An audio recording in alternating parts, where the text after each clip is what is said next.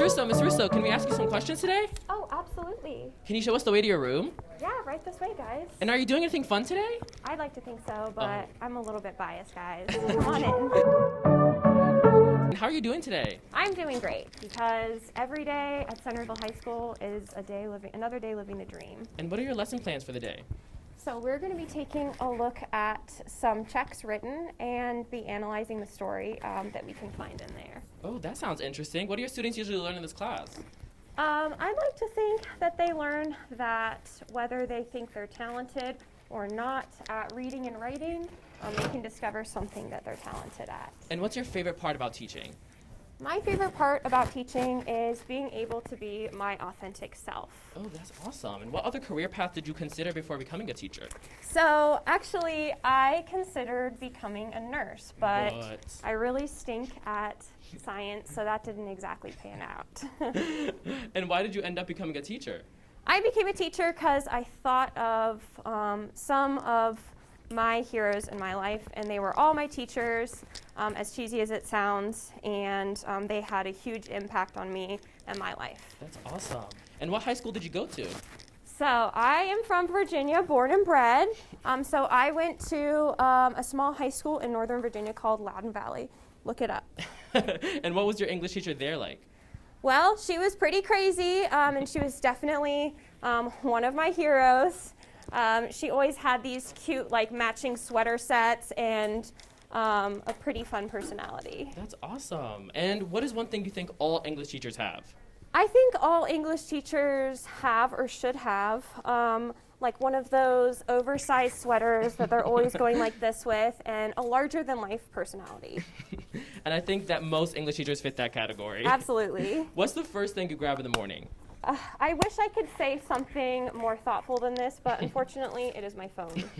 I think that's also something we can all relate to. I have to watch my morning TikToks. Yeah, yep, I agree. Did you ever attend homecoming in high school? I did. I attended every homecoming at my high school. That's awesome. Can we know more about what happened with your date?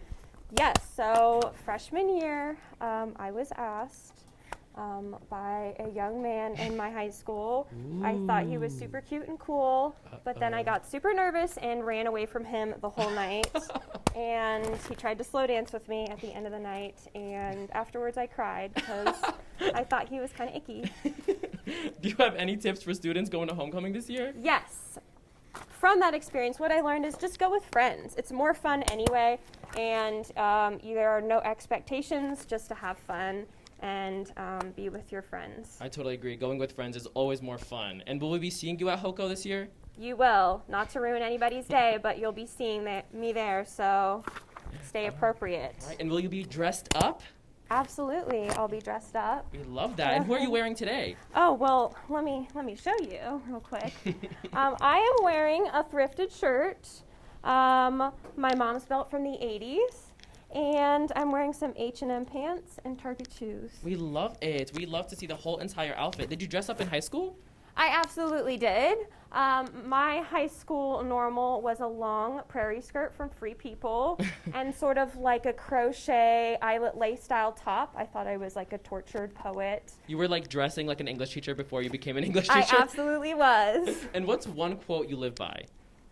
This isn't exactly a quote, but it's something that I like to remind myself and my students is always bring snacks, because you can never do your best work if you're hungry.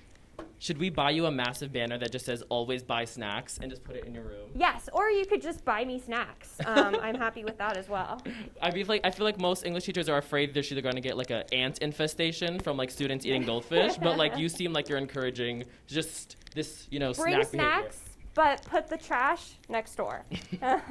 And what's something you strive for as a teacher? I strive to be my authentic self with my students, so that way they can be their authentic self with me. All right, and we're nearing the end of our time. This is our final question. So sad. What advice would you give your students that are watching today?